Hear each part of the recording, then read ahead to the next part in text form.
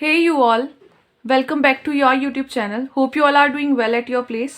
So today we are going to start our chapter Biotechnology of class 12th, chapter 11.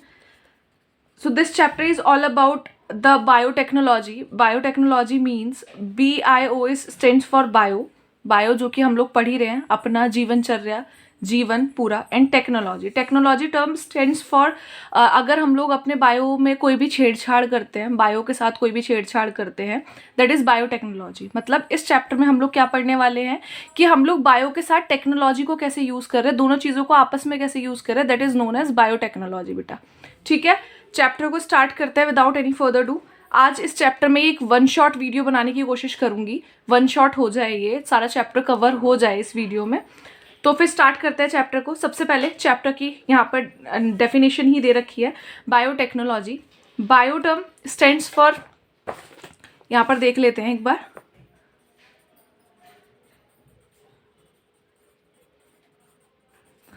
Biotechnology, bio and technology, मतलब bio के अंदर हम लोग कुछ तो इंजीनियरिंग कर रहे हैं, कुछ तो अपनी टेक्नोलॉजी ला रहे हैं, उसको हम लोगों ने यहाँ पर बोला गया है बायोटेक्नोलॉजी बोला है. मतलब यहाँ पर लिखा हुआ है biotechnology deals with the techniques of using living organism और enzyme from organism to produce products and processes useful to humans. मतलब इसके अंदर हम लोग क्या करेंगे, बायो के साथ साथ मतलब कुछ ऑर्गेनिज्म का यूज करेंगे और साथ में टेक्नोलॉजी का यूज करेंगे, और क्या बनेगा, हम अपने लिए कुछ यूजफुल प्रोडक्ट्स बनाएंगे, नई चीजें बनाएंगे. That is biotechnology. बेसिकली बेटा ये जो बायोटेक्नोलॉजी है, ये this is for human needs, ये ह्यूमन नीड्स के लिए आई है. इसके अंदर हम लोग क्या करेंगे, ऑर्गेनिज्म के अंदर कुछ ना कुछ तो छेड़छाड़ करेंगे और क्या करेंगे, अपने लिए यूजफुल प्रोडक्ट्स का फॉर्मेशन करेंगे. That's it. इसके अलावा इसमें कुछ नहीं है. हम लोगों ने इस चैप्टर में पढ़ना है बेटा मॉडिफाइड ऑर्गेनिज्म के बारे में पढ़ना है हम लोगों को इस चैप्टर में, कि भाई कैसे ऑर्गेनिज्म मॉडिफाई करे जाते हैं with the help of biotechnology, कैसे क्या होगा, ये सब पढ़ने वाले हैं. सबसे पहले प्रिंसिपल्स देख लेते हैं इसके.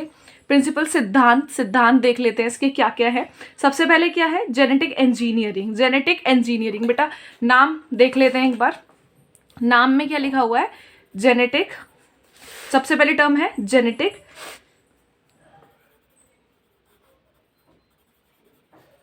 इंजीनियरिंग. देख लेते हैं एक बार जेनेटिक इंजीनियरिंग. जेनेटिक क्या है बेटा, यहाँ पर जेनेटिक बात हो रही है हमारी, यहाँ जेनेटिक कोड्स है, हमारे जेनेटिक मटेरियल से, जो कि क्या है हमारा बेटा DNA. What is genetic material, genetic material is DNA. DNA के साथ कुछ तो इंजीनियरिंग, मतलब कुछ तो छेड़छाड़ करी जा रही है, काटा पीटा जा रहा है डीएनए को, तो वो जो एप्लीकेशन है दैट इज जेनेटिक इंजीनियरिंग बेटा.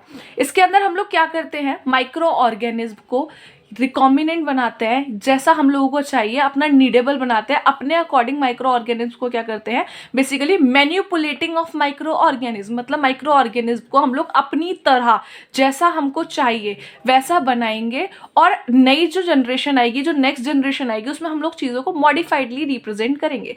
That is genetic engineering. जैसे बात कर लेते हैं, ये जो जेनेटिक इंजीनियरिंग है बेटा, ये डील करती है माइक्रो ऑर्गेनिज्म के साथ. अगर हम लोग बात कर लेते हैं, जस्ट टेक एन एग्जाम्पल, एक सिंपल सा एग्जाम्पल लेते हैं. सपोज मेरे अंदर इंसुलिन नहीं है, इन केस मेरे अंदर इंसुलिन नहीं है, इंसुलिन बनाने वाले जीन्स मेरे अंदर नहीं प्रेजेंट है, कोड नहीं कर पा रहा है, मेरे पास प्रोटीन नहीं है इंसुलिन बनाने के लिए. बट मेरा जो बच्चा होने वाला है, मेरा जो बच्चा होगा, उसके लिए हम लोगों को क्या करना है, इंसुलिन की नीड होगी ऑब्वियसली. भाई मेरे बच्चे को कोई दिक्कत नहीं होनी चाहिए, जो दिक्कत मेरे को हो रही है इंसुलिन ना होने की वजह से. तो हम लोग यहाँ क्या करते हैं कि मेरे जेनेटिक कोड के साथ कुछ तो छेड़छाड़ करेंगे, इसके अंदर हम लोग इंसर्ट करेंगे वो जीन जिसके अंदर इंसुलिन होगा. मेरे जेनेटिक कोड के अंदर, मेरे जेनेटिक मटेरियल के अंदर क्या करेंगे, इंसुलिन वाले जेनेटिक कोड को इंसर्ट किया जाएगा. देन मेरी बॉडी इसकी कॉपी करेगी. कॉपी करने के बाद जो मेरी नेक्स्ट जनरेशन आएगी, मेरा जो बेबी होगा, उसके पास क्या होगा बेटा, आपको देखने के लिए मिलेगा कि उसके पास इंसुलिन ऑलरेडी होगा. तो मतलब मेरे जेनेटिक कोड के साथ छेड़छाड़ करिए और मेरे बच्चे के जेनेटिक कोड में ऑटोमेटिकली इंसुलिन आ चुका है. तो दिस इज जेनेटिक इंजीनियरिंग. इसके अंदर क्या करते हैं हम लोग, अपने जेनेटिक कोड को मैनिपुलेट करते हैं, अपने जेनेटिक मटेरियल को मैनिपुलेट करते हैं, अपने अकॉर्डिंग उसको सेट करते हैं. यही लिखा हुआ है, techniques to alter the chemistry of genetic material DNA और आरएनए. मतलब इसके अंदर हम लोग क्या करते हैं, अपने जेनेटिक मटेरियल को ऑल्टर करेंगे, उसमें कुछ ना कुछ तो छेड़खान करेंगे और नया एक जेनेटिक मटेरियल का फॉर्मेशन करेंगे जो कि हमारे लिए हमारे अकॉर्डिंग होगा. ठीक है, अब इसमें आगे लिखा हुआ है to introduce these into host organism and thus change in the phenotype of the host organism, मतलब होस्ट ऑर्गेनिज्म का फिनोटाइप चेंज कर सकता है अगर हम चाहे तो। अगर मेरे अंदर मेरी हाइट छोटी है, मेरे बच्चे की हाइट बड़ी होनी चाहिए, तो हम वो भी कर सकते हैं, उसका फिनोटिपिक बिल्कुल चेंज कर सकते हैं बच्चे के अंदर। बट मल्टी सेलुलर ऑर्गेनिज्म के साथ ये नहीं किया जाता है बेटा, इसको हमारा क्या कहते हैं, हमारे एथिक्स नहीं अलाउ करते हैं, बायोलॉजी एथिक्स नहीं अलाउ करते हैं कि हम लोग भाई अपने मल्टी सेलुलर ऑर्गेनिज्म के साथ छेड़छाड़ करें। तो ये जो किया जाता है ये माइक्रो ऑर्गेनिज्म के साथ किया जाता है, जो कि हम लोग किसमें माइक्रोस्कोप में देखते हैं उन ऑर्गेनिज्म को माइक्रो ऑर्गेनिज्म बोला जाता है। ये जो अल्टरेशन का काम जितना भी होता है ये सब किसके अंदर होता है बेटा, माइक्रो ऑर्गेनिज्म के अंदर होता है। Hopefully it is clear to you all. The next principle is bioprocess engineering. बेटा bioprocess engineering is a chemical engineering, है ना। नाम देख लेते हैं इसका अगेन, bioprocess engineering। बेटा इसके अंदर क्या करते हैं हम लोग, it's a chemical engineering, this is a chemical engineering. Chemical engineering में क्या होगा कि अब जो हम जेनेटिक इंजीनियरिंग करने वाले हैं, अगर हम ये चीज़ करेंगे, हम लोग ऑलरेडी उसके अंदर कोई एक नई चीज़ ऑल्टर करने वाले हैं, पता पड़ा कि ऑल्टर करते दौरान कोई चीज़ काटी जा रही है, उसके हम लोग कोई तो चीज़ इंसर्ट कर रहे हैं, लेकिन उसके साथ 2-4 चीज़ें और इंसर्ट हो जाए, क्योंकि बेटा बैक्टीरियाज या फिर माइक्रो ऑर्गेनिज्म इतनी छोटी यूनिट होती है कि those are not visible by naked eyes, हम लोग अपनी नेकेड आइज से उनको देख ही नहीं सकते हैं। सो क्या आप आपकी बॉडी पे भी इस टाइम पे भी, अगर मैं इस नोटबुक पे भी लिख रही हूँ, ये पेंसिल है, इन सब के अंदर भी अभी इतने सारे बैक्टीरिया हैं, पर हम उनको अपनी नेकेड आइज से देख ही नहीं सकते हैं। इसीलिए कहीं हमारे जेनेटिक इंजीनियरिंग करते दौरान कुछ एक्स्ट्रा बैक्टीरियाज या कुछ एक्स्ट्रा चीज़ें हमारे जो न्यूली फॉर्म्ड हमारा जो जेनेटिक मटेरियल होगा उसके अंदर ना इंसर्ट हो जाए, जो कि अनवांटेड है। तो इसलिए यहाँ पर एक बायो प्रोसेस इंजीनियरिंग करा जाता है। इसके अंदर क्या होता है बेसिकली बेटा, ये कॉन्टामिनेटिंग रखता है नेचर को। कॉन्टामिनेटिंग मतलब बेसिकली डस्ट फ्री नेचर रखता है, कोई भी डस्ट नहीं होती है ना, स्टेन रखता, मतलब पूरा अच्छे से डस्ट फ्री रहेगा, बेसिकली स्टेराइल रखेगा हमारे नेचर को, जिसके अंदर स्टेराइल का मतलब होता है कि उसके अंदर कोई माइक्रोब्स नहीं होने वाला, कोई डस्ट नहीं होने वाली, और हमारा जो हमें मैन्युफैक्चर करके चाहिए चीज़ वही मिले हमें, उसके अंदर हमें कोई भी एक्स्ट्रा चीज़ हमारे अंदर जो हमारा न्यूली फॉर्म्ड डीएनए हो उसके अंदर कुछ भी एक्स्ट्रा या फिर एडवांस चीज़ें ना मिले। That's it, this is bio process engineering. उसके अलावा एनसीईआरटी में क्या लिखा हुआ है आगे देख लेते हैं।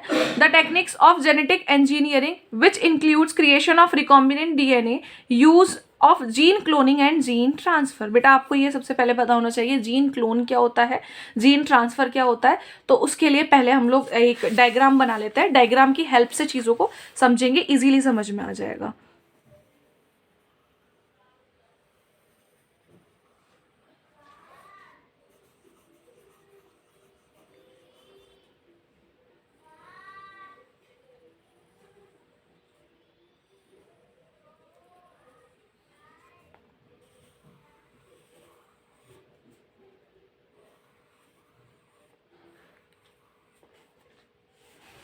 सो है इज अ बैक्टीरिया, ये एक बैक्टीरिया है, इसके अंदर क्या क्या प्रेजेंट है बेटा, this is the chromosomal DNA, this is chromosomal DNA and this one is plasmid DNA.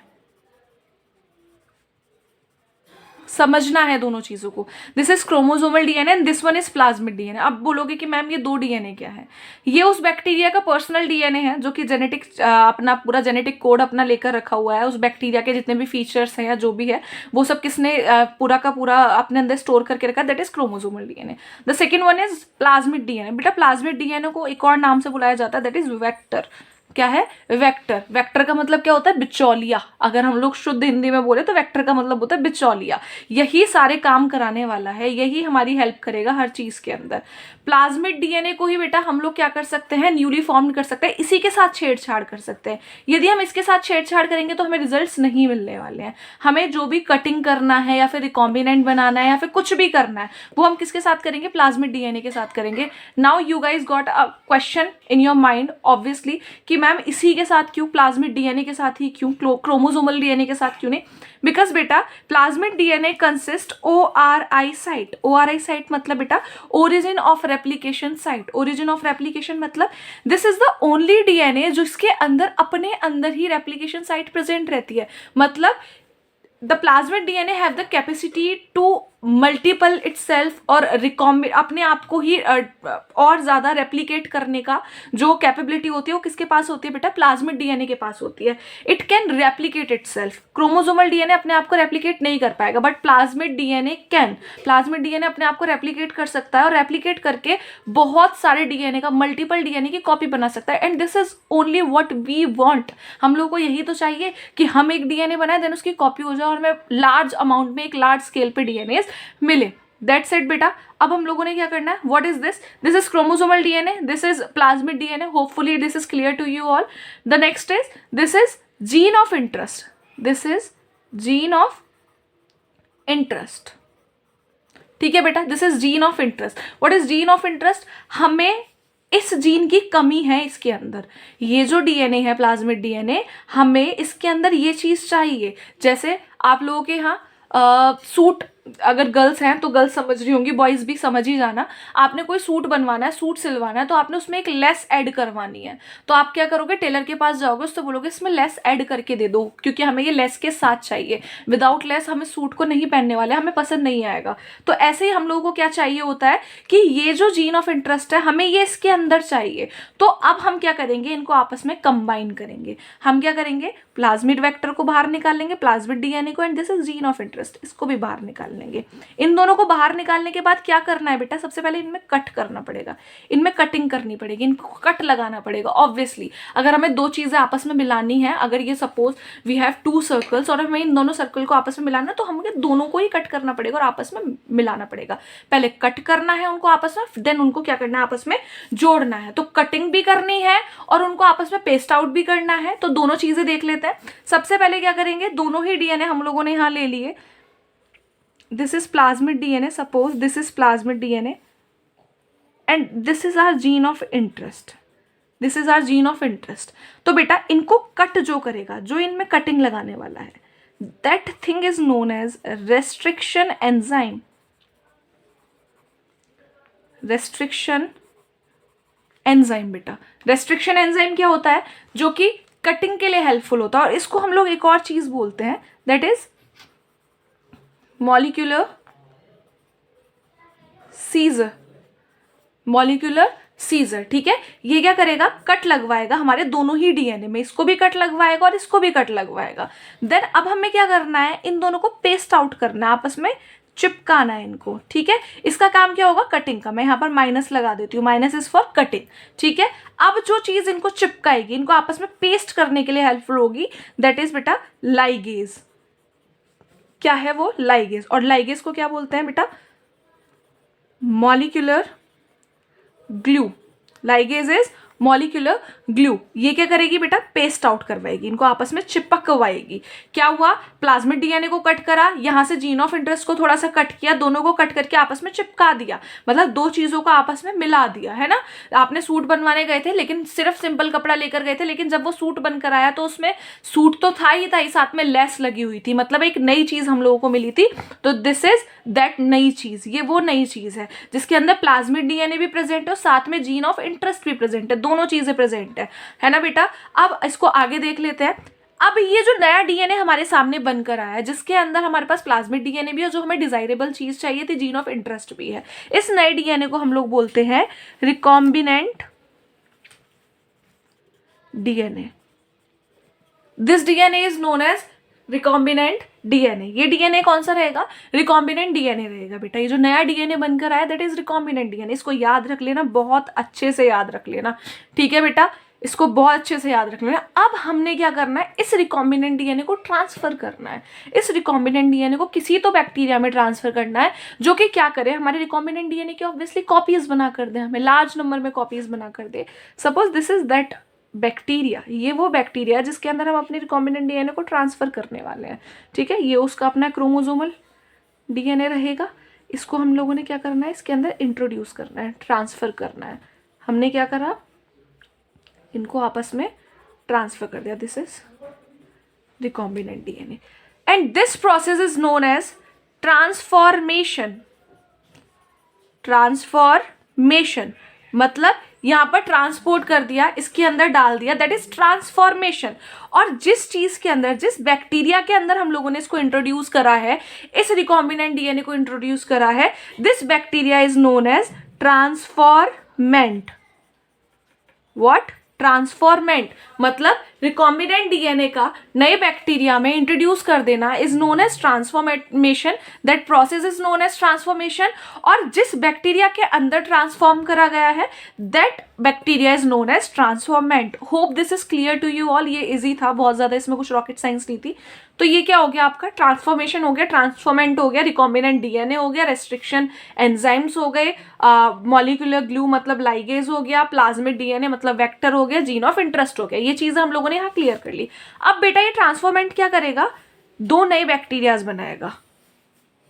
और जब ये दो नए बैक्टीरियाज बनाएगा तो बेटा अब ये ना नॉर्मल नहीं बनेगा, नॉर्मल अपना जैसा नहीं करेगा, अपना क्रोमोसोमल तो रहेगा ही साथ में, ये हमारे रिकॉम्बिनेंट डीएनए की भी क्या बनाएगा? कॉपी बनाएगा।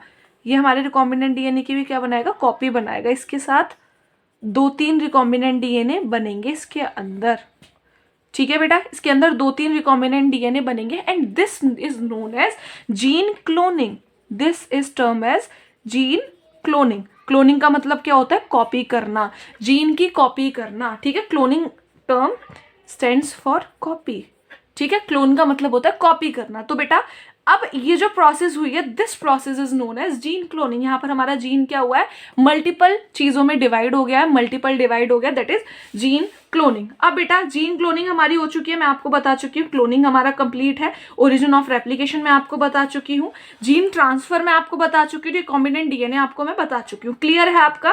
प्लाज्मिड भी मैं आपको बता चुकी हूँ। So hopefully this is clear to you all. अब एक बहुत ही इंपॉर्टेंट चीज जो हम लोगों को इस चैप्टर में पढ़नी है, and this is the most important line, ये काफी ही इंपॉर्टेंट लाइन है। जो हमारा फर्स्ट बेटा बना था, हमारा रिकॉम्बिनेंट डीएनए बनाया गया था, जो फर्स्ट डीएनए बना था, जो इंट्रोड्यूस हुआ था, दैट वाज साल्मोनेला टाइफीरियम। तो आपने नाम आपको सुना सुना लग रहा होगा, दैट इज टाइफॉइड। वो टाइफॉइड वाला है ये, साल्मोनेला टाइफीरियम। अब क्या है ये? हमारे स्टेनली कोहन और हर्बर्ट बोयर, ये दो साइंटिस्ट थे। 1972 में इन्होंने क्या करा था कि एक एंटीबायोटिक रेजिस्टेंस साल्मोनेला टाइफीरियम में इंसर्ट किया था और रिकॉम्बिनेंट डीएनए का फॉर्मेशन करके उस रिकॉम्बिनेंट को किसके अंदर ट्रांसफर कर दिया था? इकोलाई के अंदर ट्रांसफर कर दिया था। अब आप बोलोगे इकोलाई क्या होता है? बेटा इकोलाई इज अ बैक्टीरिया। वो एक ऐसा बैक्टीरिया होता है जो कि ड्रग रेजिस्टेंस बना दिया था, लेकिन वो बैक्टीरिया बहुत ही नॉर्मल बैक्टीरिया होता है, उसके अंदर उसका अपना कोई प्लाज्मिड नहीं होता, इसीलिए वो इजीली प्लाज्मिड्स की क्या कर देता है? कॉपी कर देता है। उस नॉर्मल बैक्टीरिया को इन्होंने क्या बना दिया था? ड्रग रेजिस्टेंस बैक्टीरिया बना दिया था। कैसे बनाया था? किस किसने बनाया था? सबसे पहले नाम लिख लेते हैं यहाँ पर, बोयर साहब ने और कोहन साहब ने।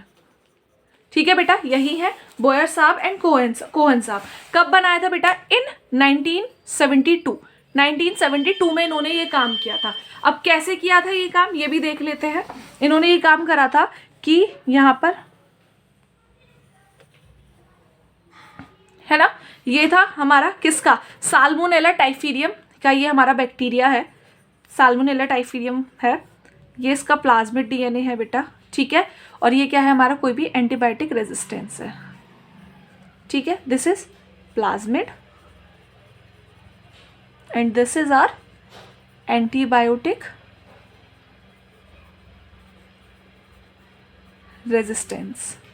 अब इन्होंने क्या करा? सेम वही प्रोसेस रिपीट किया। यहाँ पर ये हमारा ये ले लिया प्लाज्मिड डीएनए और यहाँ पर इंसर्ट कर दिया ये आपका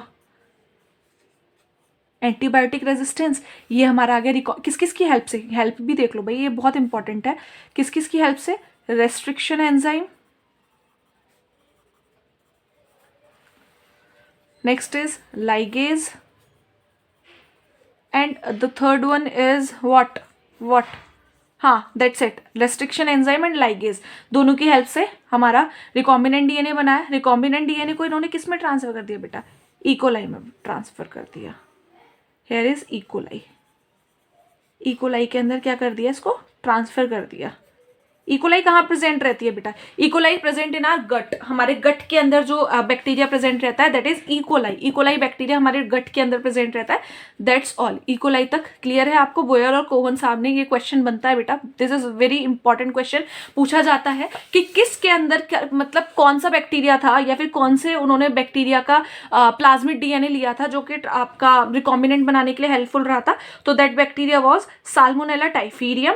किस किसने लिया था? स्टेनली कोहन साहब और हर्बर्ट बोयर साहब ने 1972 में। और उन्होंने क्या करा था उसके अंदर? उनके अंदर उन्होंने एंटीबायोटिक रेजिस्टेंस को इंसर्ट कर दिया था। ठीक है बेटा, इंसर्ट करने के बाद जो ट्रांसफॉर्मेंट था उसको कौन रखा था? वो कौन था? जो transformant was E coli. E coli was the transformant बेटा। Hope this is clear to you all. आगे देख लेते हैं, आगे क्या लिखा हुआ है यहाँ पर। मॉलिक्यूलर सीजर, रेस्ट्रिक्शन एंजाइम के बारे में बता रखा है, वेक्टर के बारे में बता रखा है। I have already told you about it, मैं आपको पहले ही बता चुकी हूँ इन सब चीज़ों के बारे में।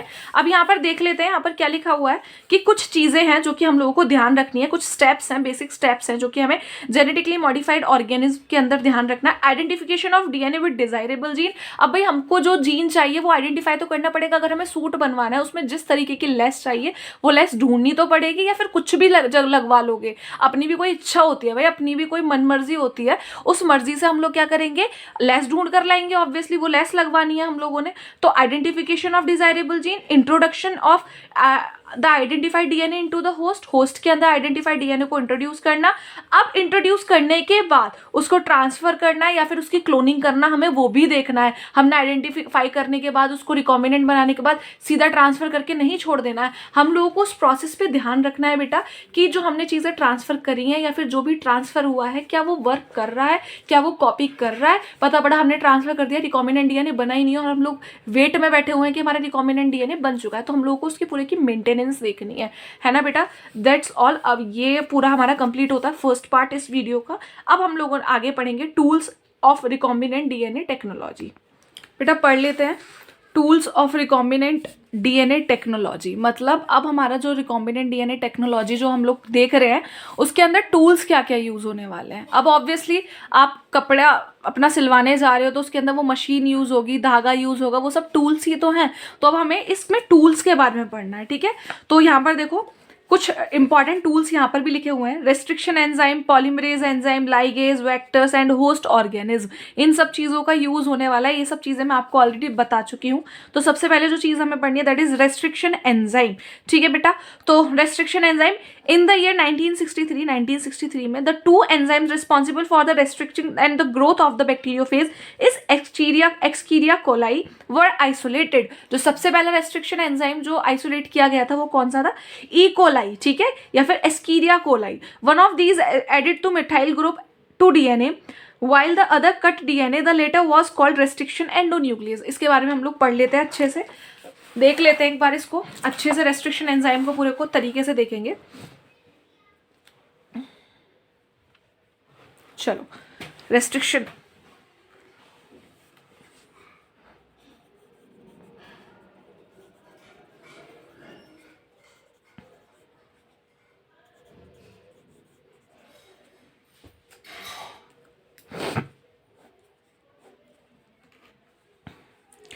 पता ही होगा बेटा, ये मैं आप लोगों को ऑलरेडी बता चुकी हूँ। Restriction enzyme is molecular scissor. Restriction is enzyme is molecular scissor. There are two types of restriction enzyme. दो टाइप के रेस्ट्रिक्शन एंजाइम होते हैं। The number one is exonuclease and the second one is endonuclease. Done बेटा। Exonuclease and endonuclease, नाम से ही पता पड़ रहा है, एक्सो मतलब बाहर से, एंडो मतलब अंदर से। तो बेटा इनका काम क्या होता है? Suppose we have the DNA, this is the DNA, suppose we have this DNA, ये डीएनए है हमारे पास, ठीक है बेटा। एक और यहाँ पर एक और डीएनए बना लेते हैं फॉर एंडो न्यूक्लियस, ठीक है। यहाँ पर ये एक डीएनए है, ये एक डीएनए। एक्सो मतलब बाहर से। तो जो डीएनए जो न्यूक्लियस या फिर जो रेस्ट्रिक्शन एंजाइम हमारे डीएनए को बाहर से कट आउट करेंगे, बाहर की साइड से काट देंगे, those are known as exonuclease. बेटा फिर से सुन लो, एक्सो मतलब बाहर से, जो हमारे रेस्ट्रिक्शन एंजाइम हमारे डीएनए को बाहर से कट आउट कर देंगे, those are known as exonuclease. The second one is endonuclease, नाम से पता पड़ रहा है एंडो मतलब अंदर से। तो वो रेस्ट्रिक्शन एंजाइम या फिर वो मॉलिक्यूलर सीसर जो हमारे डीएनए को अंदर से कट आउट करेंगे, those are known as endonuclease. Hope this is clear to you all. जो अंदर से कट करेंगे that is those are endonuclease, जो बाहर से कट करेंगे those are exonuclease. This is clear to you all. अब पढ़ लेते हैं आगे, एंडोन्यूक्लियस के बारे में पढ़ लेते हैं। दो टाइप के एंडोन्यूक्लियस आए थे भाई जो डिस्कवर हुए थे, दो टाइप के एंडोन्यूक्लियस डिस्कवर हुए थे, type 1 and type 2। Type 1 and type 2। जो टाइप 1 डिस्कवर किया गया था वो हमारे अरबर साहब ने किया था। साइंटिस्ट नेम वाज अरबर साहब, अरबर सर ने करा था टाइप 1 की डिस्कवरी। और जो टाइप 2 की डिस्कवरी करी थी वो किसने करी थी? हैमिल्टन साहब ने। हैमिल्टन जी ने किसकी डिस्कवरी करी थी? टाइप 2 की डिस्कवरी करी थी। अब दोनों के ही फीचर्स देख लेते हैं, क्या क्या फीचर्स थे इनके डिस्कवरी के टाइम पे। टाइप 1 के जो फीचर्स थे बेटा, ये क्या करेगा? ORI साइट पे कट मारेगा, ORI साइट को कट करेगा, ये बहुत ज़्यादा इंपॉर्टेंट है। रिकॉर्गनाइजेशन करेगा,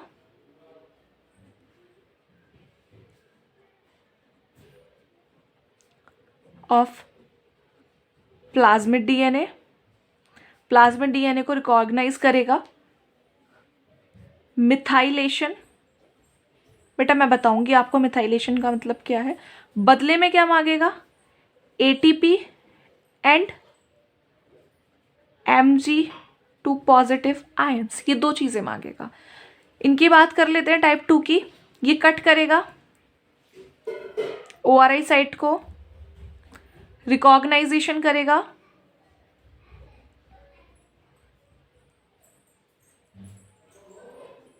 मिथाइलेशन करेगा। बदले में क्या लेगा ये आपसे? ये बदले में बस लेने वाला है Mg2 पॉजिटिव आयंस। तो पहले इन चीज़ों को, स्टेप्स को पढ़ लेते हैं। सबसे पहले cut the ORI site. Cut the ORI site मतलब ओरिजिन ऑफ रेप्लिकेशन वाली जो साइट है उसको कट करेगा। बेटा नाम से ही पता पड़ रहा है, इजी है ना। ये देखो, ये आपका डीएनए है, इस डीएनए के अंदर this site is origin of replication, this is the replicating site. ये रेप्लिकेटिंग साइड है। ये क्या करेगी? अपने आप को ग्रो, अपने आप की कॉपी बनवा सकती है, अपने आप को बार बार कॉपी में बना सकती है। So this site is origin of replication site. बेटा ये क्या करेगी? बार बार कॉपी करती रहेगी। जैसे जैसे जैसे फॉर एन एग्जाम्पल नेल्स, हमने नेल्स कट करे, दोबारा से नेल्स ग्रो कर जाएंगे, फिर से कट करो, फिर से ग्रो कर जाएंगे, फिर से कट करो, फिर से ग्रो कर जाएंगे। ऐसे ये जो साइट होती है ओरिजिन ऑफ रेप्लिकेशन जो होता है, इसके पास कैपेबिलिटी होती है, अगर हम यहाँ कट लगाकर अपना रिकॉम्बिनेंट डीएनए ऐड करें तो वो क्या करवाती है? कॉपी बनवा देती है। हमारे जो रिकॉम्बिनेंट डीएनए है उसकी कॉपी बनवाती हुई चली जाएगी। तो उस साइट पे कट लगना बहुत ज्यादा इंपॉर्टेंट है। तो ओरिजिन ऑफ रेप्लिकेशन साइट को ढूंढेगा और उस पे कट लगाएगा। Recognise the plasmid DNA. बेटा दो डीएनए होते हैं वहां पर, एक होता है हमारा क्रोमोसोमल डीएनए, एक होता है प्लाज्मिड डीएनए। अगर क्रोमोसोमल डीएनए में कट लग जाए तो भाई दिक्कत हो जाएगी, फिर नहीं बनने वाला है हमारे पास कॉपी नहीं मिलने वाली हमें हमारे डीएनए की। तो इसलिए प्लाज्मिड डीएनए को रिकॉग्नाइज करता है। बाद में मिथाइलेशन भी करता है। मिथाइलेशन का मतलब होता है कि जो हमारा क्रोमोसोमल डीएनए होगा ना उसके ऊपर मिथाइलेशन कर देगा, जिससे कि पता पड़ जाएगा कि हाँ भाई ये क्रोमोसोमल डीएनए, हमें दूसरे वाले पे कट लगाना है। ये काम भी करेगा। और लास्ट में आपसे क्या मांगेगा? ATP plus Mg2 positive ion. अब भाई ये एनर्जी मांग रहा है बदले में। यार हमारे अंदर ही एनर्जी की कमी है आज के टाइम में, हम लोग इसके लिए एनर्जी कहाँ से दें इकट्ठा करके? तो भाई इस वाले को क्या कर दिया, लोग बागों ने मना कर दिया। भाई हम जहाँ देने की बात आती है वहाँ सब पीछे हो जाते हैं, सब पीछे हो जाते हैं कि भैया कोई बोले ना आपसे फ्री में बट रहा है यहाँ पर सामान तो सब जाओगे, लेकिन अगर वहीं पर बात कर दी जाए ना पैसा चाहिए, सब पीछे हो जाएंगे। तो यहाँ पर इसने ATP मांगी तो हम लोग इससे पीछे हो गए। इसने क्या मांगा बेचारे ने? बस Mg2 पॉजिटिव आयन मांगे बेटा, जो कि नेसेसरी है। अगर आपकी बॉडी के अंदर कुछ भी हो रहा है, कुछ भी फंक्शनिंग हो रही है या फिर कोई भी चीज़ हो रही है तो भाई वो मांगेगा, ऑब्वियसली कुछ तो लेगा। तो Mg2 पॉजिटिव आयन मांगा और इसको क्या कर दिया हम लोगों ने? पास कर दिया। इसको हमने फेल कर दिया, टाइप 2 को हमने पास कर दिया। टाइप 2 के अंदर क्या आ गया था बेटा? आपका इको R1 आ गया था, इको R1 आ गया था। साथ में आपका हिंद सेकंड भी आ गया था इसके अंदर।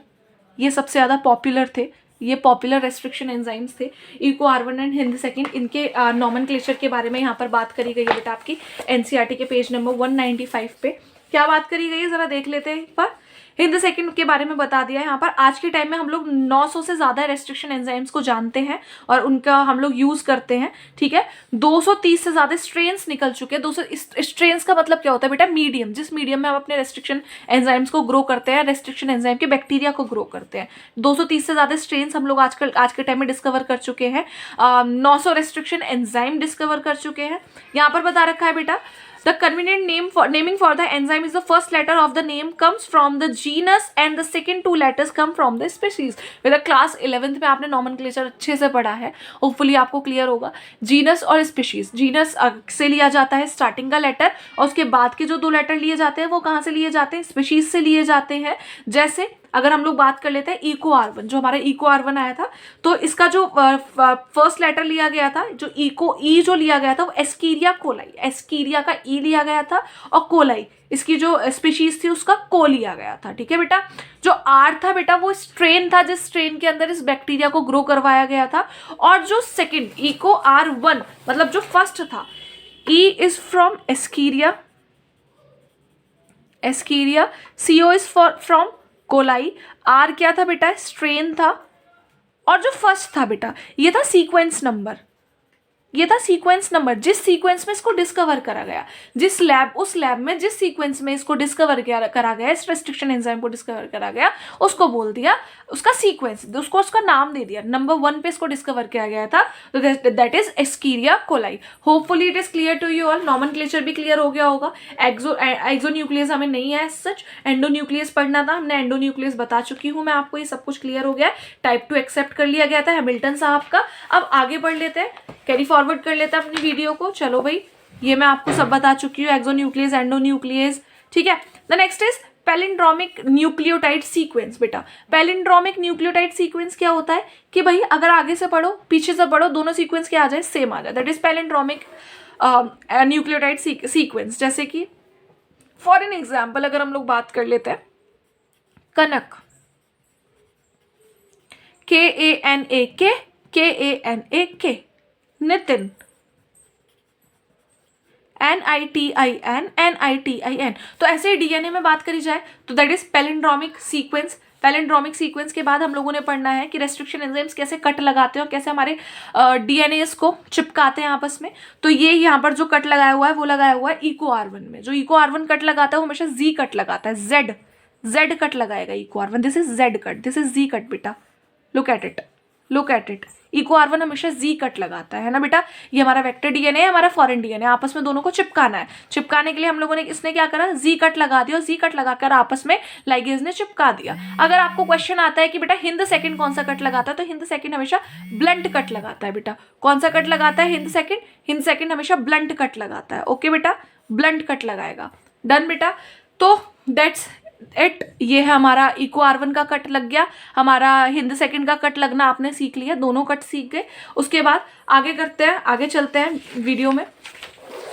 यहाँ पर देखिए क्या है, फॉरेन डीएनए है, वेक्टर डीएनए मतलब प्लाज्मिड है हमारा। यहाँ पर फॉरेन डीएनए को कट करा, यहाँ प्लाज्मिड को कट करा, यहाँ पर आपस में दोनों को पेस्ट आउट करके रिकॉम्बिनेंट डीएनए बना दिया। The process is known as transformation और this is known as transformant. This was the recombinant DNA. Clone हो रहा है होस्ट सेल के अंदर, दैट्स ऑल। ये मैं आपको पढ़ा चुकी हूँ ऑलरेडी। ओके बेटा, आगे बढ़ते हैं इस वीडियो में। आगे बढ़े तो हम लोगों को क्या देखने के लिए मिलेगा? यहाँ पर एक प्यारी सी टेक्निक देखने के लिए मिलेगी, सेपरेशन ऑफ और and isolation of DNA fragments.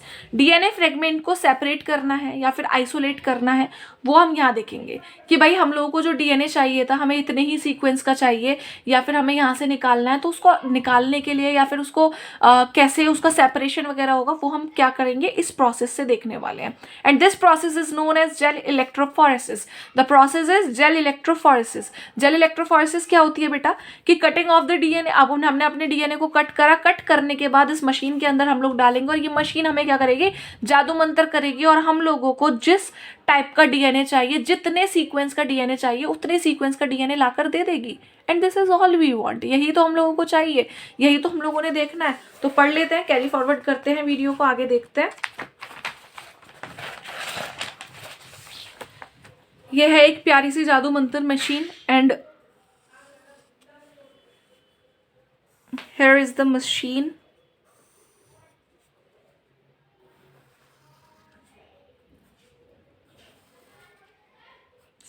सुंदर सी मशीन बना लेते हैं। ओके बेटा, है इज द मशीन। प्यारी सी मशीन है, बड़ी ही प्यारी मशीन है। यहाँ पर इसका क्या प्रेजेंट रहेगा? Negative point. यहाँ पर इसका क्या प्रेजेंट रहेगा? The positive point. The negative is anode and the positive one is cathode. 1 2 3 and 4 ऐसे इसमें मतलब पार्ट्स बने हुए हैं। Those parts are 1 2 3 and 4। Okay बेटा, इस मशीन के अंदर कुछ तो प्रेजेंट है, इसके अंदर कुछ तो गया हुआ है, and that gel is known as agarose gel. Agarose gel इस मशीन के अंदर प्रेजेंट है। एग्रोज जेल, एग्रोज जेल कहाँ से मिला है? कहाँ से मिला है बेटा? एग्रोज जेल मिला है हमें रेड एल्गी से। कहाँ से मिला है? रेड एल्गी से। ठीक है बेटा, द एग्रोज जेल कहाँ से मिला है हम लोगों को? एल्गी से मिला है। इसके अंदर पूरे में एग्रोज जेल भरा हुआ है। इसका जो मीडियम है वो किससे मिलकर बना हुआ है? एग्रोज जेल से मिलकर बना हुआ है। ठीक है, सी वीड से निकाला गया है इसको, मतलब बेसिकली रेड एल्गी से लेकर निकाल के इस एग्रोज जेल को इसके अंदर भरा गया है। ठीक है बेटा, अब एग्रोज जेल है इसके अंदर। अब क्या करता है बेटा? ये हमारा जो डीएनए होता है, डीएनए कंटेन OH नेगेटिव। तो डीएनए कैसा हुआ? नेचर में नेगेटिव हुआ। हमने क्या करेंगे? इसके अंदर डीएनए डालेंगे अपना। We will put the DNA. हम लोगों ने डीएनए इसके अंदर डाला। जब हमने डीएनए इसके अंदर डाला है, यहाँ पर क्या था? हमारे नेगेटिव चार्ज था, यहाँ पर क्या था? पॉजिटिव चार्ज था। सो बेटा, अपोजिट चार्ज क्या करते हैं? आपस में अट्रैक्ट करते हैं, और जो सेम चार्जेस होते हैं, लाइक चार्जेस होते हैं, वो आपस में क्या करते हैं? रिपेल करते हैं। As our DNA is negatively charge, negatively charge है तो आपस में क्या होगा? यहाँ पर एनोड प्रेजेंट है, दोनों एक दूसरे को क्या करेंगे? रिपेल करेंगे। बट यहाँ पर क्या प्रेजेंट है? पॉजिटिव कैथोड प्रेजेंट है, तो वो क्या करेगा? डीएनए फ्रेगमेंट्स को अपनी तरफ अट्रैक्ट करेगा। और जो भारी चीजें होती हैं वो धीरे धीरे चलती हैं, और जो छोटी चीजें होती हैं वो आराम आराम, वो बहुत तेज तेज भागती हैं। अगर एक मोटा सा इंसान है और एक पतला सा इंसान है, पतला वाला तेज भागेगा, मोटा वाला धीरे भागेगा। जब ये डीएनए फ्रेगमेंट्स होंगे, लार्जर जो डीएनए होंगे वो उतने ही एनोड की तरफ होंगे, जितने छोटे डीएनए होंगे वो उतने ही ज्यादा किसकी तरफ होंगे? कैथोड की तरफ होंगे।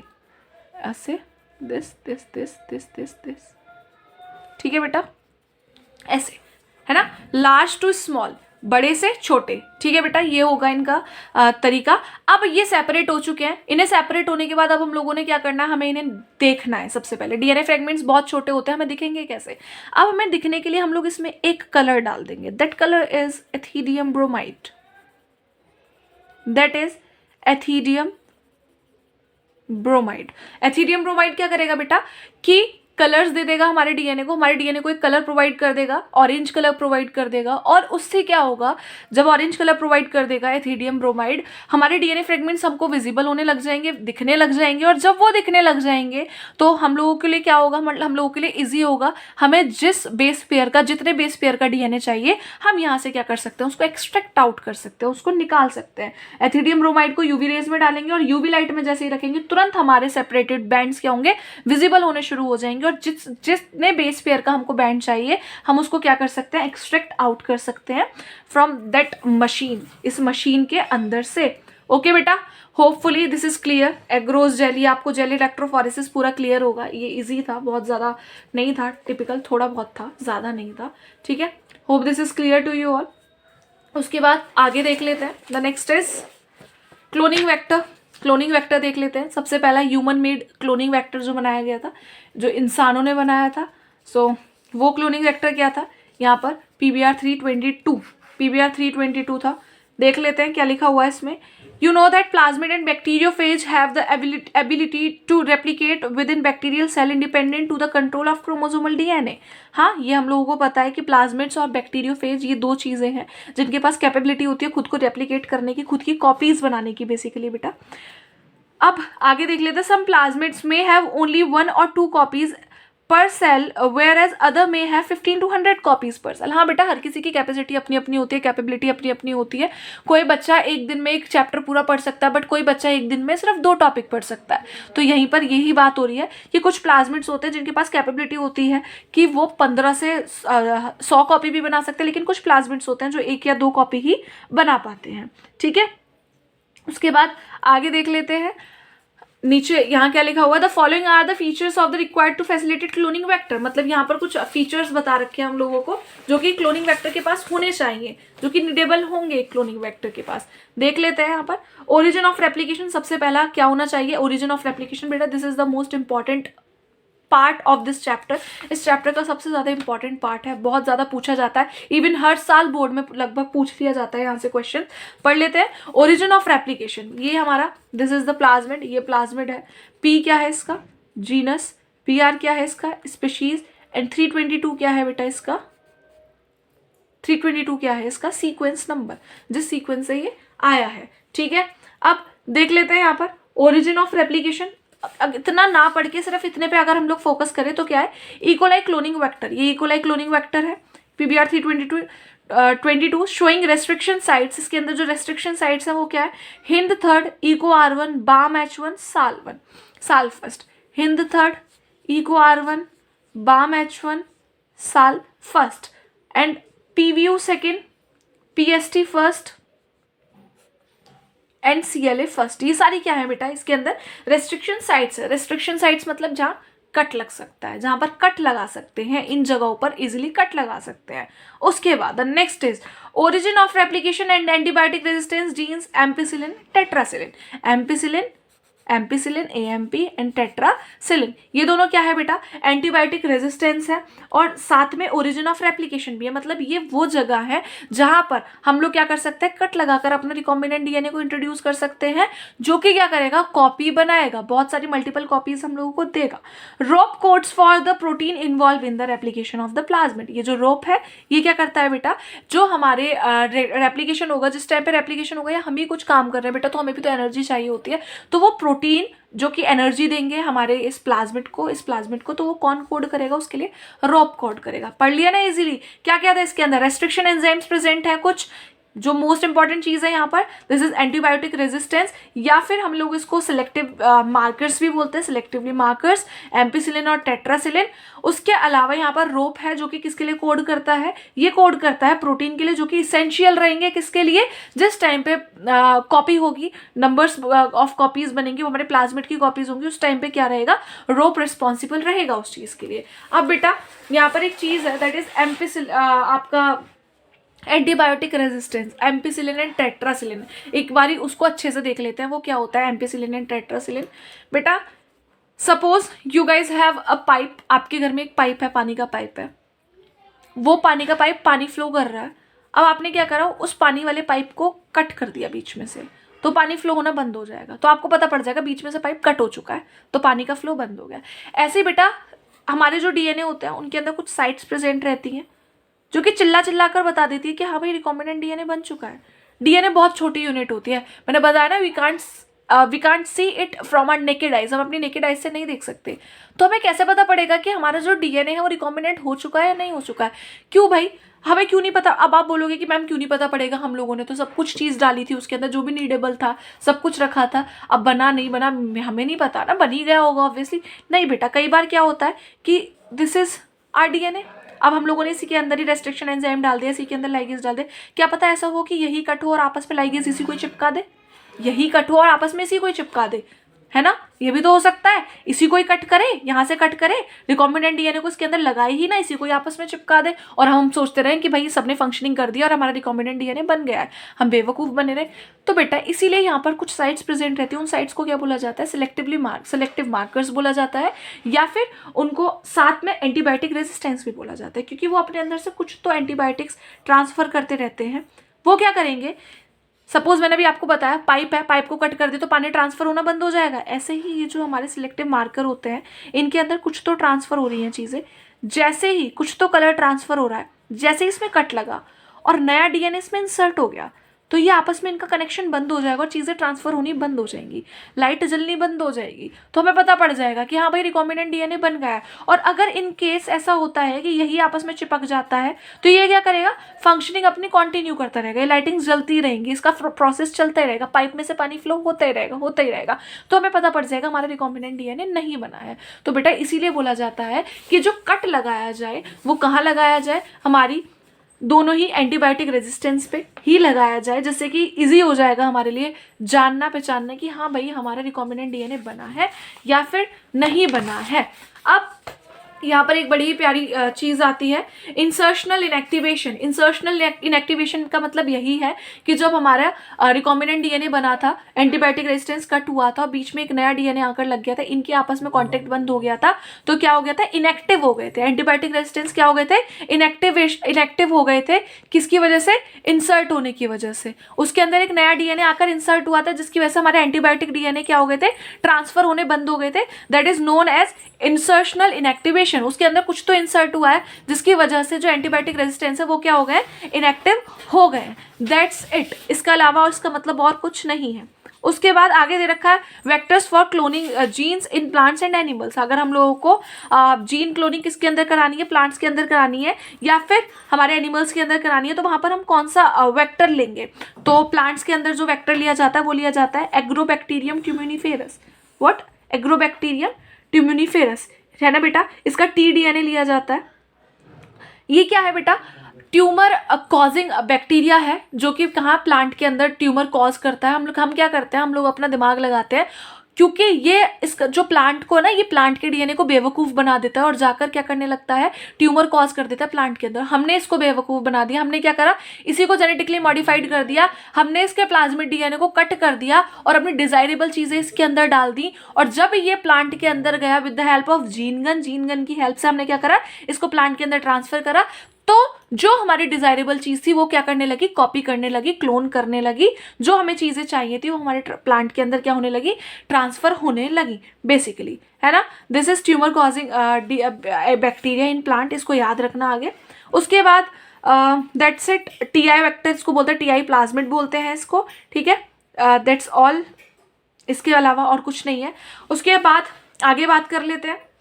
द नेक्स्ट इज ट्रांसफॉर्मेशन कैसे होगा, कैसे उसको ट्रांसफॉर्म किया जाएगा एनिमल्स के अंदर या फिर प्लांट्स के अंदर। इस चीज़ को भी देख लेते हैं एक बार। माइक्रो इंजेक्शंस की हेल्प से हमारे अंदर कैसे करा जाता है बेटा, माइक्रो इंजेक्शंस की हेल्प से करा जाता है। हमारे अंदर इंजेक्शंस लगा दिए जाते हैं, जो भी जैसे आजकल बहुत ज़्यादा ट्रेंड में चल रहा है इंसुलिन। अगर किसी के अंदर इंसुलिन कम हो जाता है, किसी भी बॉडी में इंसुलिन कम हो जाता है, तो क्या करते हैं, इंजेक्शंस की हेल्प से इंसुलिन हमारे अंदर ट्रांसफर कर दिया जाता है। तो micro injections is clear to you all. Gene guns plants के अंदर हम लोग यूज करते हैं, क्योंकि बेटा उसके अंदर इंजेक्शन नहीं लगा सकते, क्योंकि plants have cell wall and cell wall is hard in nature. Cell wall hard रहती है, तो उनके अंदर हम इंजेक्शंस की हेल्प से नहीं इंसर्ट करते हैं रिकॉम्बिनेंट डीएनए। उनके लिए हम लोग जीन गन यूज करते हैं।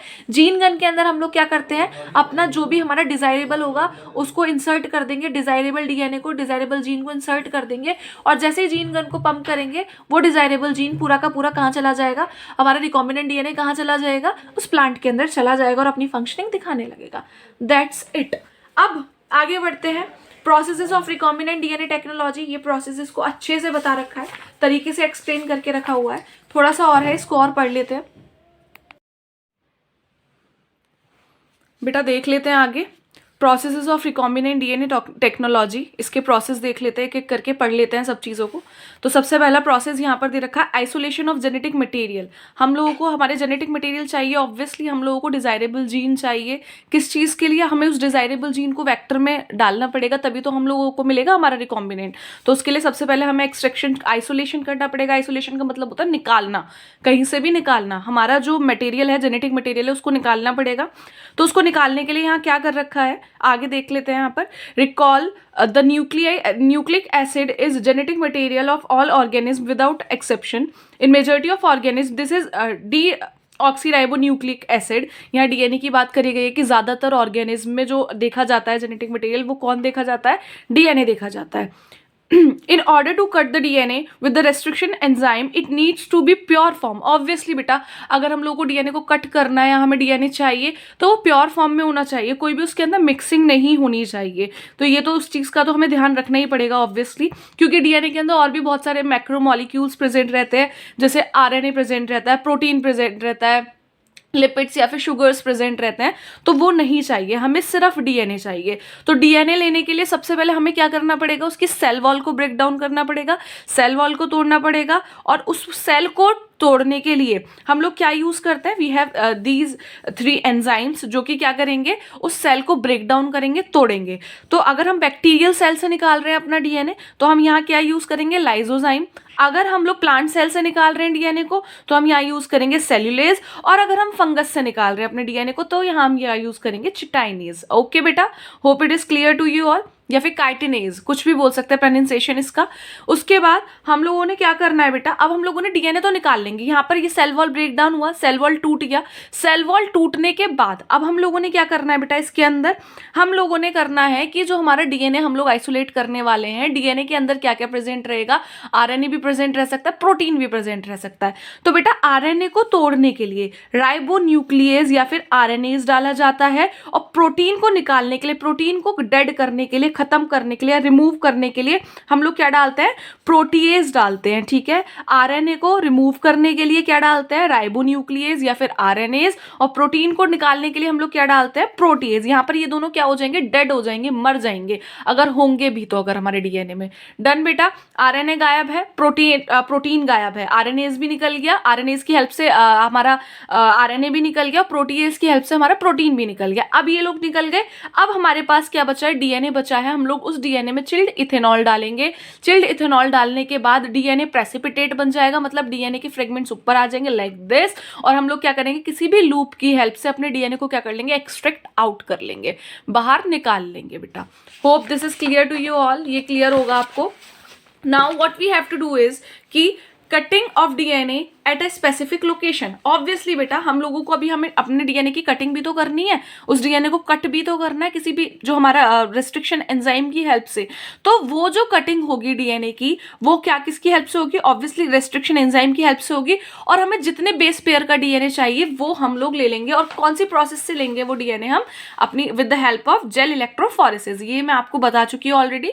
जेल इलेक्ट्रोफोरेसिस से हम लोग क्या करेंगे, सपोज हम लोग को हमारा डीएनए चाहिए 300 बेस पेयर का, यहाँ पर कुछ सेटिंग हो रखी है, ये 400 बेस पेयर का था, ये 300 बेस पेयर का था, this is of 200 base pairs. ठीक है बेटा, अलग अलग बेस पेयर्स की यदि हमारे डीएनए है और हम लोगों को चाहिए 300 बेस पेयर का, तो हम लोग क्या करेंगे, 300 बेस पेयर वाला डीएनए को क्या कर लेंगे, एक्सट्रैक्ट आउट कर लेंगे, इल्यूट्रेट कर लेंगे, बाहर निकाल लेंगे उसको। ठीक है बेटा, दैट्स इट, हम लोगों ने निकाला। अब हमारा डीएनए आ गया, डिजायरेबल डीएनए हमारे पास, डिजायरेबल जीन हमारे पास आ चुका है। अब बेटा सिर्फ एक ही नहीं चाहिए ना, हमें एक लार्ज स्केल पे चाहिए, लार्ज अमाउंट पे चाहिए। जब हम इतनी बड़ी प्रोसेस कर रहे हैं तो ऑब्वियसली हम लोग एक्सपेक्ट करेंगे कि हमें ज्यादा अमाउंट में हमारे रिकॉम्बिनेंट डीएनए मिले, और ज्यादा अमाउंट में रिकॉम्बिनेंट डीएनए लेने के लिए हमें ज्यादा अमाउंट में अपना डिजायरेबल जीन भी चाहिए होगा। तो वो ज्यादा अमाउंट में जो डिजायरेबल जीन आता है वो इस रिएक्शन से आता है, and this reaction is known as PCR या फिर पॉलीमरेज चेन रिएक्शन। बेटा पॉलीमरेज चेन रिएक्शन के अंदर हम लोग क्या करते हैं, कोई भी एक डीएनए की मल्टीपल कॉपीज का फॉर्मेशन करते हैं। हम लोग एक डीएनए से मल्टीपल कॉपीज का फॉर्मेशन करेंगे, that is PCR chain reaction. हम लोग एनसीईआरटी साइड कर देते हैं और इस पीसीआर चेन रिएक्शन को अपनी नोटबुक में with the help of diagram समझते हैं। ठीक है बेटा, पीसीआर चेन रिएक्शन अब हम लोगों ने देखना है। तो इसमें क्या होता है, हमारे पास एक सिंपल सा डीएनए है, like this is the DNA जो अभी हमने एक्सट्रैक्ट आउट करा है, जो भी हम लोगों ने निकाला है, दिस इज द डीएनए। ठीक है बेटा, ये इसके बीच में हाइड्रोजन बॉन्ड्स प्रेजेंट है, here is 5' to 3' and this one is 3' to 5'। सबसे पहले हम लोगों को इसकी कॉपी बनानी है। इसकी कॉपी बनाने के लिए हम लोगों ने क्या करना पड़ेगा, इसको सेपरेट आउट करना पड़ेगा, इसको अलग अलग करना पड़ेगा। और अलग अलग करने के लिए हम लोग इसको क्या देंगे बेटा, हीट शॉक, मतलब इसको गरम जगह डालेंगे कहीं भी। जैसे ही गरम जगह डालेंगे तो ये क्या हो जाएगा, अपने आप डीनेच्योर हो जाएगा, और इस प्रोसेस को क्या बोला जाएगा, डीनेचुरेशन। बेटा प्रोसेस को क्या बोला जाएगा, डीनेचुरेशन। डीनेचुरेशन कितने डिग्री सेल्सियस पे होता है बेटा, डीनेचुरेशन हमेशा 95 डिग्री सेल्सियस टेम्परेचर पे किया जाता है। सोचो कितना ज्यादा हाई हीट दे रहे हैं इसको, तब जाकर डीनेचुरेशन हो रहा है। डीनेचुरेशन हुआ, डीनेचुरेशन होने के बाद क्या होगा, we'll get separate DNA strands. हम लोग को क्या मिल जाएगा, सेपरेट डीएनए स्ट्रैंड्स मिल जाएंगे। Here is our separate DNA strands. Done बेटा, ये सेपरेट हो गए आपस में, बीच में से इनका हाइड्रोजन बॉन्ड टूट गया है, सेपरेट होकर आ गए हैं। ठीक है बेटा, इसके बाद जो प्रोसेस होने वाली है that process will be annealing. What बेटा? एनिलिंग. एनिलिंग प्रोसेस किस टेम्परेचर पे होती है? It's about 50 to 60 degree Celsius. 50 to 60 degree Celsius temperature पे एनिलिंग होगी. अब आप बोलोगे मैम एनिलिंग क्या होता है? एनिलिंग ये होता है कि बेटा अब ये सेपरेट हो चुका है, ये दो डीएनए एक डीएनए था, अब ये दो पार्ट में डिवाइड हो गया, बट ये सिंगल स्ट्रैंडेड. डीएनए कैसा होता है बेटा? हमारा डबल स्ट्रैंडेड होता है. तो हमें इसे डबल स्ट्रैंडेड करना है. डबल स्ट्रैंडेड करने के लिए हम लोग इसको के पास क्या लेकर आएंगे? प्राइमर्स को लेकर आएंगे. प्राइमर्स क्या है बेटा? These are the primers. जैसे ये 5 प्राइम टू 3 प्राइम है और ये 3 प्राइम टू 5 प्राइम है. अब इसका अपोजिट भाई ले आएंगे, क्योंकि डीएनए के जो प्राइमर्स होते हैं वो हमेशा अपोजिट होते हैं. जैसे यहाँ 5 प्राइम है तो यहाँ 3 प्राइम है, यहाँ 3 प्राइम है तो यहाँ 5 प्राइम है. तो इसके अपोजिट प्राइमर्स को लेकर आना है हम लोगों ने. इसके अपोजिट प्राइमर सपोज हम लेकर आए और हमने यहाँ पर इसको अटैच कर दिया. अपोजिट प्राइमर को यहाँ अटैच कर दिया. ये 5 प्राइम टू 3 प्राइम है तो वो प्राइमर कहाँ अटैच होगा? 3 प्राइम टू 5 प्राइम. और बेटा ये ऑटोमेटिकली हो जाएगा, ये हम अपने हाथों से नहीं करेंगे. जैसे होता है ना नॉर्थ पोल और साउथ पोल की दो आपस में मैग्नेट्स को रख दो, आपस में चिपक जाएंगी. तो ऐसे ही जो 5 प्राइम टू 3 प्राइम वाला प्राइमर है उस पर ऑटोमेटिकली 3 प्राइम टू 5 प्राइम क्या हो जाएगा? जाकर पेस्ट आउट हो जाएगा, जाकर चिपक जाएगा उससे. और जैसे ही वो चिपकेगा ऐसे ही यहाँ पर भी चिपक जाएगा 3 प्राइम टू 5 प्राइम पे. 5 प्राइम टू 3 प्राइम वाला आकर पेस्ट आउट हो जाएगा, आपस में चिपक जाएगा. और जब ये चिपक जाएंगे देन इसके बाद हम लोगों ने क्या करना है? एनिलिंग के दौरान एक डीएनए पॉलीमरेज यूज किया जाएगा. डीएनए पॉलीमरेज क्या हेल्प करता है बेटा? DNA polymerase helps in the extension. इसको एक्सटेंड करेगा. 3 प्राइम टू अभी थोड़ा है, मतलब ये प्राइमर अभी पूरे डीएनए पे नहीं आया है. इसको एक्सटेंड करने की, इसकी मल्टीपल कॉपीज बना के इसको एक्सटेंड करने का काम कौन करेगा बेटा?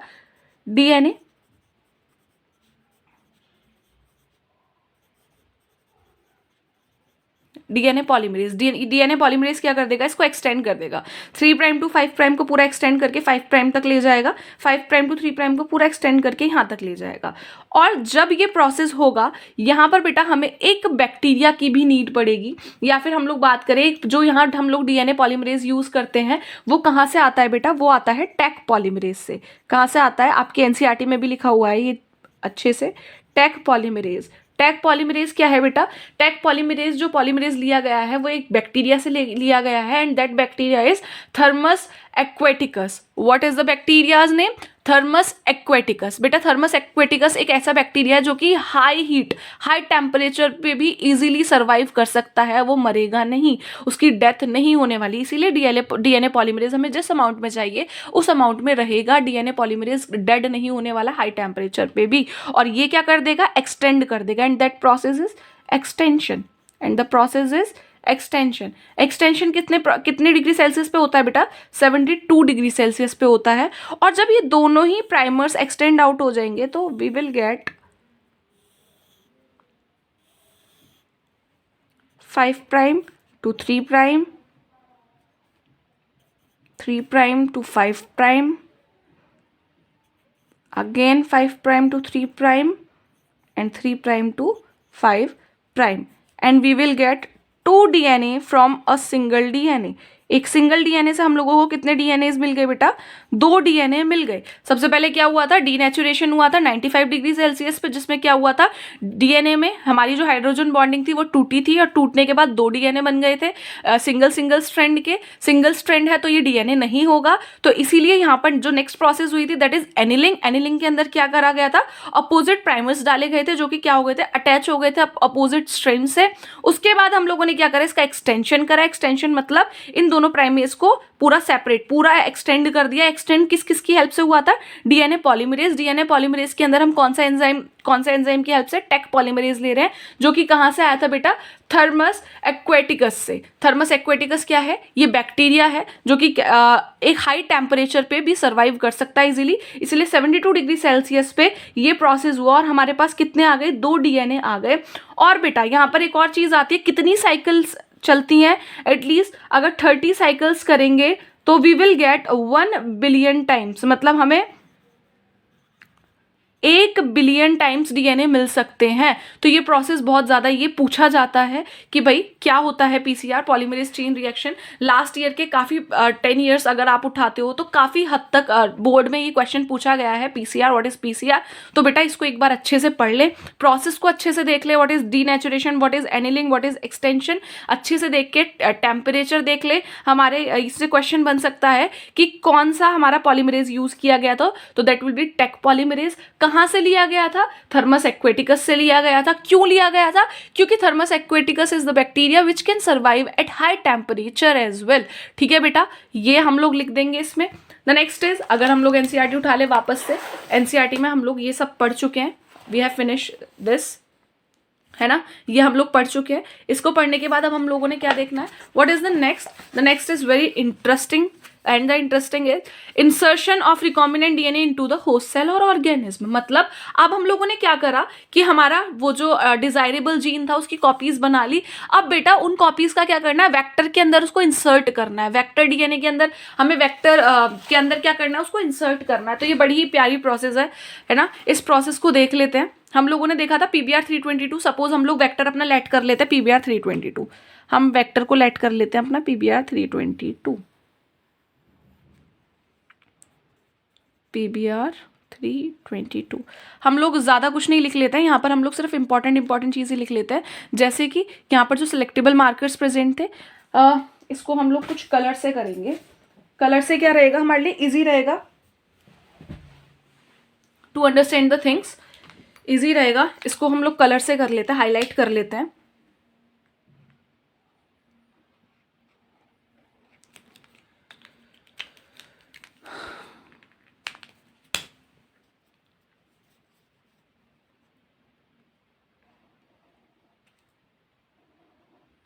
ठीक है बेटा, ये हम लोगों ने कलर से कर लिया।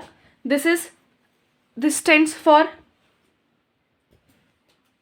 This is for ampicillin and this is for tetracycline. ठीक है बेटा, एम्पिसिलिन एंड टेट्रासिलिन, यही था हमारे पीबीआर 322 में। चेक कर लेते हैं एक बार फिर से, पीबीआर 322 का डायग्राम निकाल लेते हैं। Here it is, look at it. PBR 322 है, एम्पिसिलिन एंड टेट्रासिलिन दोनों आ गए। अब हम लोगों ने क्या करना है, रेस्ट्रिक्शन एंजाइम, हमारे पास पीबीआर 322 आ गया। पीबीआर 322 हमने एज अ वेक्टर यूज करा है। अब हम लोग क्या करने वाले हैं, इसमें करने वाले हैं, पहले इनके रेस्ट्रिक्शन एंजाइम के नाम लिख लेते हैं। पीवीयू फर्स्ट, पीएसटी फर्स्ट, यहाँ पर बाम H1 एंड साल1। ठीक है बेटा, इनके रेस्ट्रिक्शन एंजाइम्स का नाम लिखना भी बहुत ज़्यादा इंपॉर्टेंट है। पीवीयू फर्स्ट, पीएसटी फर्स्ट, इधर बाम H1 एंड साल1। ठीक है बेटा, ये हम लोगों ने इंसर्ट कर लिया। अब ये रहा हमारा वेक्टर आ चुका है हमारा। अब हम लोगों ने क्या करना है, रिकॉम्बिनेंट बनाना है। रिकॉम्बिनेंट बनाने के लिए हमें क्या क्या चाहिए, वी नीड अ बीकर, हम लोगों को एक बीकर चाहिए। And here is the beaker, beaker आ गया है। बीकर के अंदर हम लोगों ने क्या क्या चीजें डालनी है, ऑब्वियसली अपना द नंबर 1 इज वेक्टर डालना है। ठीक है बेटा, the number 2 is desirable gene डालना है। नंबर 3 इज रेस्ट्रिक्शन एंजाइम डालना है, क्योंकि वही कट करने वाला है। And the number 4 is ligase, हम लोगों ने लाइगेज भी इसके अंदर डालना है। ये चारों चीजें हम लोगों ने क्या करनी है, इसके अंदर इंसर्ट कर देनी है। ये चारों चीजें इंसर्ट होगी। अब हम लोग क्या करेंगे, अब हम लोगों ने देखना है कि वी हैव दीज टू, हमारे पास 2 सेलेक्टेबल मार्कर्स हैं। तो मान लेते हैं हम लोग एम्पिसिलिन, हम एंटीबायोटिक रेजिस्टेंस इस बार एम्पिसिलिन लेट कर लेते हैं। और एम्पिसिलिन के लिए हमें कौन सा रेस्ट्रिक्शन एंजाइम यूज करना है, या तो पीवीयू फर्स्ट यूज कर लो या फिर पीएसटी फर्स्ट यूज कर लो। हम लोग पीवीयू फर्स्ट यूज करते हैं, तो हम लोगों ने यहाँ पर रेस्ट्रिक्शन एंजाइम यूज करा है पीवीयू फर्स्ट। तो बेटा पीवीयू फर्स्ट क्या करेगा, ऑटोमेटिकली जाएगा और हमारे suppose here are the vectors, These are the vectors, ये इसके अंदर वेक्टर्स प्रेजेंट है।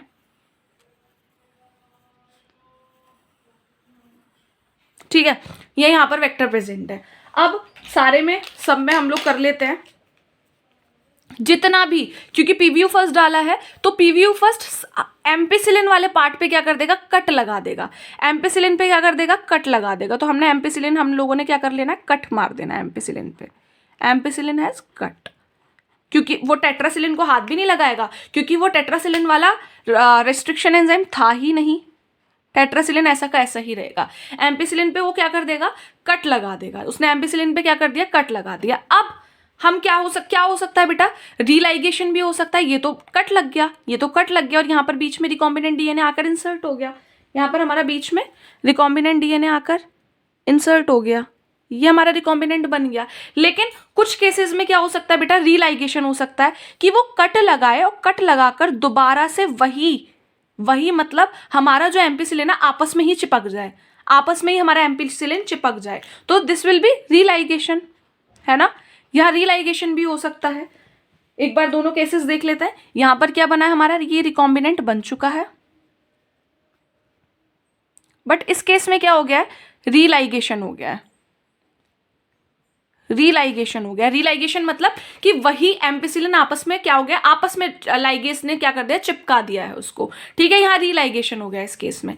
आगे बढ़ते हैं। अब आगे हम लोग क्या करेंगे, इनको हमें क्या करना है, ट्रांसफर करना है। किसके अंदर ट्रांसफर करना है बेटा, यहाँ पर हम लोग यूज करने वाले हैं किसी भी अपने होस्ट सेल की। हमने क्या करना है, इसको होस्ट सेल के अंदर क्या करना है, ट्रांसफर करना है इसको, ठीक है बेटा। ट्रांसफर कर लेते हैं।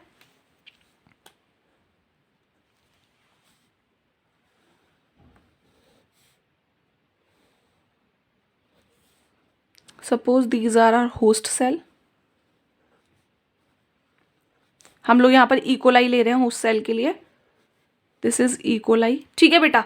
अब यहाँ पर कितने केस बन सकते हैं, अब यहाँ पर केसेस देखिए। या तो ये ट्रांसफर हो जाएंगे, बिल्कुल अच्छे से ट्रांसफर हो जाएंगे, क्योंकि बेटा हम इस प्रोसेस को देख नहीं रहे ना, हमने एक बीकर में डाल दिया है बस, ये अपने आप होगा, है ना। अब हम लोग इसको क्या करेंगे, होस्ट सेल के अंदर ट्रांसफर करेंगे। ऑब्वियसली हमारा रिकॉम्बिनेंट डीएनए बनाना है तो होस्ट सेल के अंदर ट्रांसफर करेंगे, तभी तो उसकी कॉपीज बनेंगी, तभी तो हमें नंबर्स ऑफ डीएनए मिलेंगे, रिकॉम्बिनेंट डीएनए। तो यहाँ पर 3 केसेस हो सकते हैं। The case number 1 will be कि ट्रांसफॉर्मेंट हो बट नॉन रिकॉम्बिनेंट हो,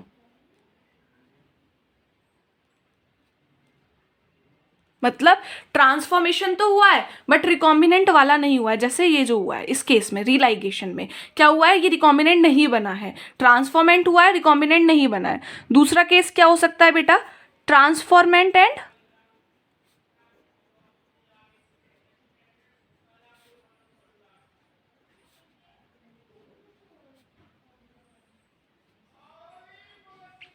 ट्रांसफॉर्मेशन भी हुआ है, रिकॉम्बिनेंट का हुआ है, ठीक है। दूसरा केस ये हो सकता है कि ट्रांसफॉर्मेशन हुआ है, ट्रांसफॉर्मेंट भी है और साथ में रिकॉम्बिनेंट भी है। तीसरा प्रोसेस क्या हो सकता है बेटा, कि ना तो ट्रांसफॉर्मेंट हुआ है, रिकॉम्बिनेंट तो है ही नहीं। तीसरा केस हो सकता है नॉन ट्रांसफॉर्मेंट। नॉन ट्रांसफॉर्मेंट मतलब ट्रांसफॉर्मेशन हुआ ही नहीं है, इसके अंदर ट्रांसफॉर्मेशन हुआ ही नहीं है। 3 तरीके की इकोलाई मिल सकती हैं।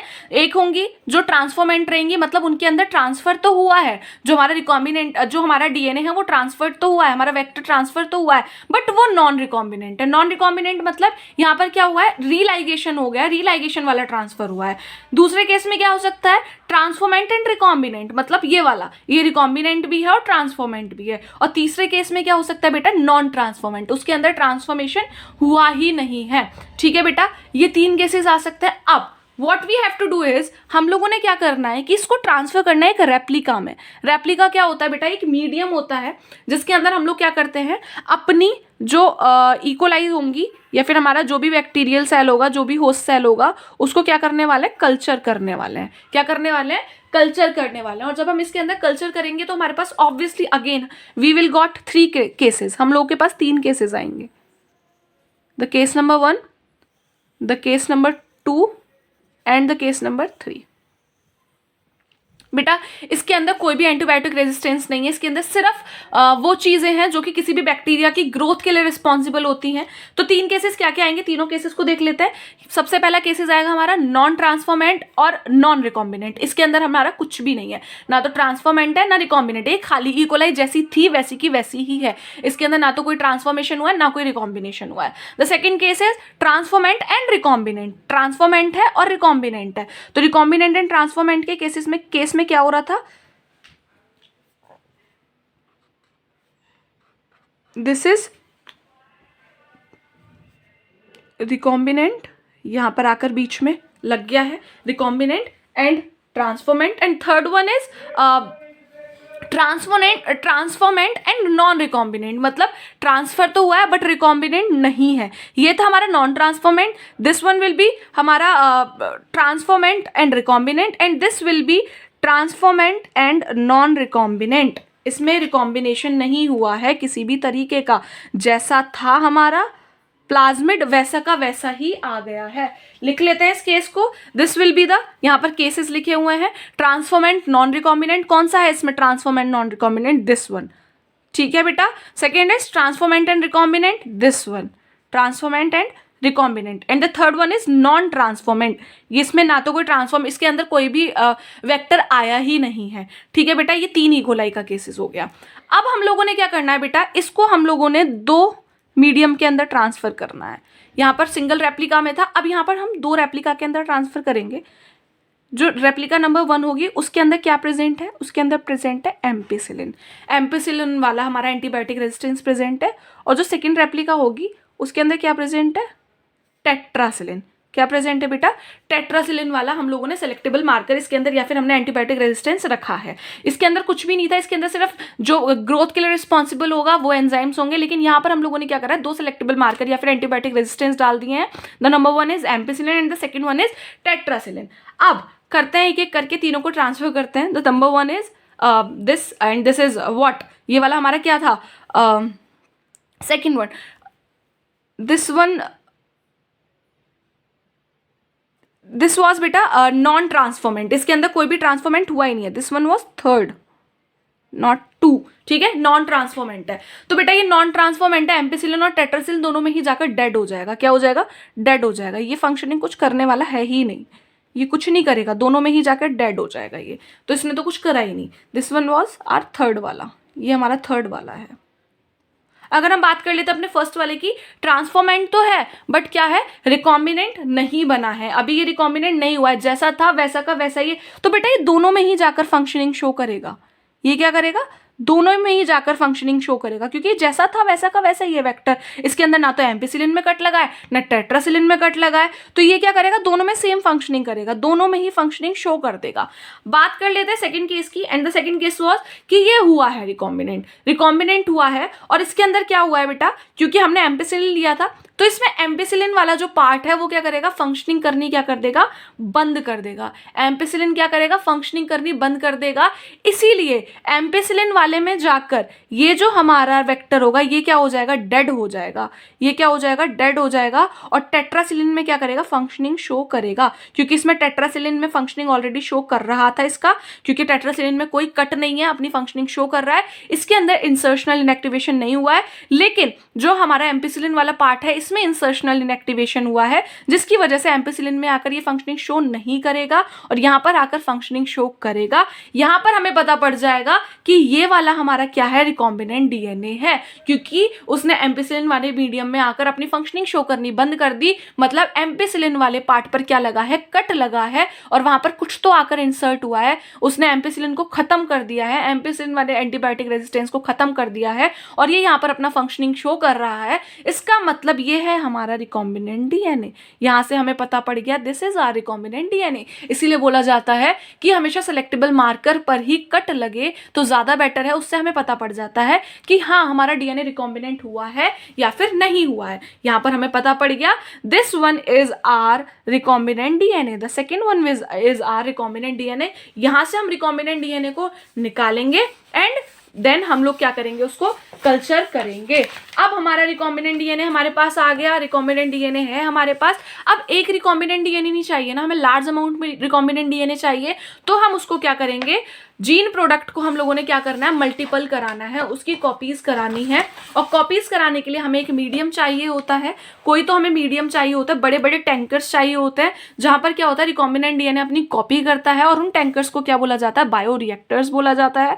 बायोरिएक्टर्स के अंदर हम अपना रिकॉम्बिनेंट डीएनए डालेंगे और वो क्या करेगा, हमें मल्टीपल कॉपीज बनाकर देगा हमारे रिकॉम्बिनेंट डीएनए की। कितने लीटर का होते हैं बायोरिएक्टर, 100 to 1000 लीटर्स के होते हैं बेटा। इनके अंदर कल्चर किया जाता है। इनके अंदर क्या होता है बेटा, नेसेसरी कंडीशंस होती है, लाइक ज्यादा हीट नहीं होती इनके अंदर, ठीक है, हीट प्रिवेंट रहता है, हीट जितनी चाहिए उतनी ही रहेगी, ज्यादा नहीं रहेगी। उसके अलावा पीएच कि हमारा बैक्टीरियल सेल है या फिर जो भी है हमारा, वो कितने पीएच में सर्वाइव कर सकता है वो रखेंगे हम लोग, क्योंकि होस्ट सेल के अंदर है रिकॉम्बिनेंट डीएनए, तो उसके लिए हम लोग पीएच भी हम लोग सेट करके रखते हैं, ठीक है बेटा। उसके बाद सॉल्ट या फिर वाइटामिन जो भी होंगे, जो भी नीडेबल रहते हैं उसको ग्रो करने के लिए। अगर आपको बिना एयर वाली जगह पे रख दिया जाए जहाँ ऑक्सीजन नहीं है तो आप भी मर जाओगे ना, इसीलिए उनके अकॉर्डिंग उनकी चीजें सेट करी जाती हैं। वी हैव दीज 2 बायोरिएक्टर्स यार, ये 2 बायोरिएक्टर्स हैं, ये सिंपल है। इसके अंदर क्या है ये बेटा, ये एनारोबिक रेस्पिरेशन करेगा, मतलब जो बैक्टीरिया विदाउट ऑक्सीजन ग्रो करेंगे उसको हम इस वाले बायोरिएक्टर के अंदर डालते हैं, लेकिन जो बैक्टीरियाज या फिर जो भी हमारा माइक्रो ऑर्गेनिज्म है जिसको ऑक्सीजन की नीड होगी उसको हम लोग यहाँ डालते हैं, क्योंकि यहाँ पर क्या है, ऑक्सीजन बबल्स बनते हैं। यहाँ पर एक हमारा एक एरेशन टैंक है, दिस इज एरेशन टैंक, इसको एरेशन टैंक भी बोलते हैं, जिसके अंदर क्या रहता है, ऑक्सीजन की जितनी भी रिक्वायरमेंट रहेगी बैक्टीरिया को, ये एरेशन जो हमारा टैंक है ये ऑक्सीजन बबल्स बनाता रहेगा। ऑक्सीजन बबल्स बनेंगे तो हमारा बैक्टीरिया इजीली ग्रो कर पाएगा इसके अंदर। That's it. ये हमें लार्ज अमाउंट में हमारे रिकॉम्बिनेंट डीएनए देगा। रिकॉम्बिनेंट डीएनए मिलने के बाद अब हम लोगों ने क्या करना है, क्योंकि वो रिकॉम्बिनेंट डीएनए क्योंकि हम लोगों ने टैंक में डाला था, पता नहीं वो कैसा हो गया, उसके अंदर कुछ गंदी संदी चीजें ना भर गई हो, तो यहाँ पर एक प्रोसेस होता है that is downstream process. Downstream process के अंदर क्या होता है कि हम लोग अपना जो रिकॉम्बिनेंट डीएनए है उसको सेपरेशन और प्योरिफिकेशन करते हैं। रिकॉम्बिनेंट डीएनए का क्या करेंगे बेटा, यहाँ पर सेपरेशन एंड प्योरिफिकेशन करेंगे and we will get our pure recombinant DNA. हम लोगों को हमारा प्योर रिकॉम्बिनेंट डीएनए मिल जाएगा। इतनी लंबी चौड़ी प्रोसेस करने के बाद हम लोगों को फाइनली वो चीज मिल जाती है जो हमें चाहिए। That's it, the chapter is complete here. Chapter पूरा कंप्लीट हो गया है, थोड़ा फास्ट पढ़ाया है, इंपॉर्टेंट चीजें लेकिन सारी कवर कर दी हैं, सारे टॉपिक कवर हो गए हैं।